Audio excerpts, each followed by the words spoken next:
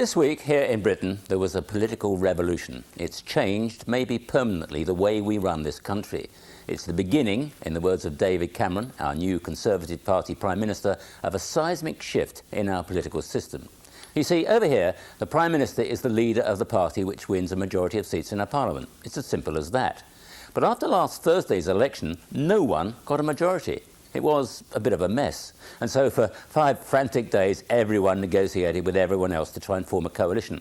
And finally, the Liberal Democrats, who for decades have polled millions of votes but won only a handful of seats, found that their 57 seats were just too tempting for the Conservative Party to resist.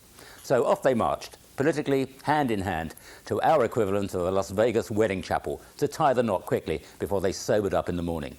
It was a bizarre scene as the leaders of two parties who only days earlier had been hurling abuse at each other during a series of landmark TV debates stood side by side in the 10 Downing Street garden to announce the formation of Britain's first coalition government since the Second World War.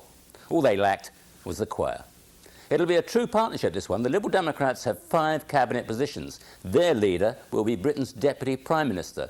They'll all run the country together. Now, the trouble is, they disagree on just about every policy you can name. Taxation, our relationship with Europe, changes to our voting system, nuclear power, nuclear weapons, the list goes on and on.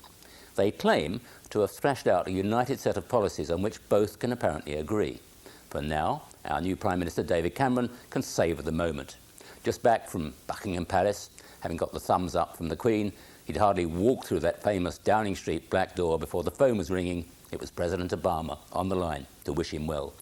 Meanwhile, his in trays overflowing before he even started. Afghanistan, Iran, the deficit. The question is, can a coalition of people who disagree so fundamentally actually survive the huge pressures ahead? Can they swallow their principles and personal enmities and for the sake of the nation work together? Now, if they succeed, and it's a big if, I suspect there'll be no going back. You know, it's curious how often elections throw up precisely the solution the country wants. The truth is, Britain's voters had lost faith in politicians. They didn't trust any single party to run the country. They were aware of the depth of the economic crisis. They wanted politicians to work together to resolve it. Now, this result and this coalition precisely mirrors those concerns. This is Peter Allen for CBS News in London.